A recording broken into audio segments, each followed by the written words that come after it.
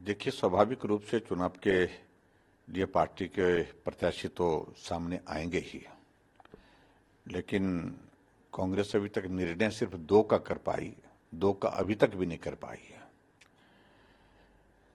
और जहां तक दो कैंडिडेट का निर्णय उन्होंने किया है, वहां हमारी पार्टी के कैंडिडेट ऑलरेडी पहले से घोषित हैं, दोनों काम कर रहे हैं, दोनों जगह उन्होंने जनसंपर्क में अपना कार्यक्रम बहुत बेहतर ढंग से चलाया हुआ है। और मैं सोचता हूं कि किसी तरह की कोई बहुत बड़ी चुनौती नहीं है। चुनाव तो चुनाव है, हम गंभीरता से सारी चीजों को लेंगे, लेकिन उसके बावजूद हम पूरी ताकत के साथ लड़ेंगे और चुनाव जीतेंगे। चारों सीटों पर जीतेंगे हिमाचल प्रदेश में, क्योंकि कांग्रेस पार्टी की प्रदेश सरकार के खिलाफ इतनी नाराजगी है, इतनी निराशा है, जिसका खामियाजा लोकसभा के चुनाव में और जो उपचुनाव हिमाचल प्रदेश में विधानसभा के हो रहे हैं उन पर भुगतना ही पड़ेगा। जो झूठे वादे दिए किए हैं हमने, 15 महीने में कोई विकास कार्य जमीन पर हुआ नहीं, एक भी योजना जमीन पर इनकी चली नहीं। और सरकार का सारा तंत्र जो है सिर्फ सत्ता को बचाने के लिए लगा है। मुख्यमंत्री का, कांग्रेस पार्टी के नेताओं का पूरी ताकत उसी में लगी है।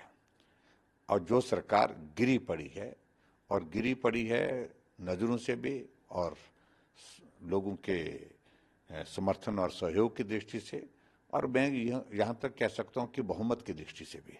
तो इसलिए जहाँ चुनाव का माहौल अभी आने वाले समय में जब कैंडिडेट आमने सामने होगी तो थोड़ा उसमें रुचि भी लोग लेते हैं, थोड़ा रुझान भी सामने आएंगे, तो निश्चित रूप से सामने नहीं कर पाएंगे कांग्रेस के नेता।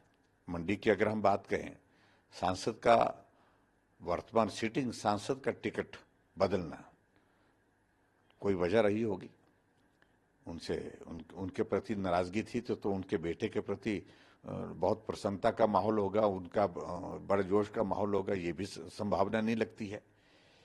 क्योंकि जो हमें जानकारी मिली है कि यही बताया गया है कि एंटी इनकम्बेंसी से पहले तो यही कहा रहा था कि यही घोषित कैंडिडेट है, यही कैंडिडेट होंगे, यही कैंडिडेट होंगे, लेकिन बाद में कैंडिडेट चेंज किया। वो पार्टी का विषय है उनकी, मुझे उसमें कुछ नहीं कहना। लेकिन इतनी बात मैं जरूर कहना चाहता हूं कि जो निर्णय किया है वो उनकी पार्टी का निर्णय है, लेकिन इस निर्णय से कांग्रेस की और ज्यादा फजीहत होगी, ये पक्की बात है।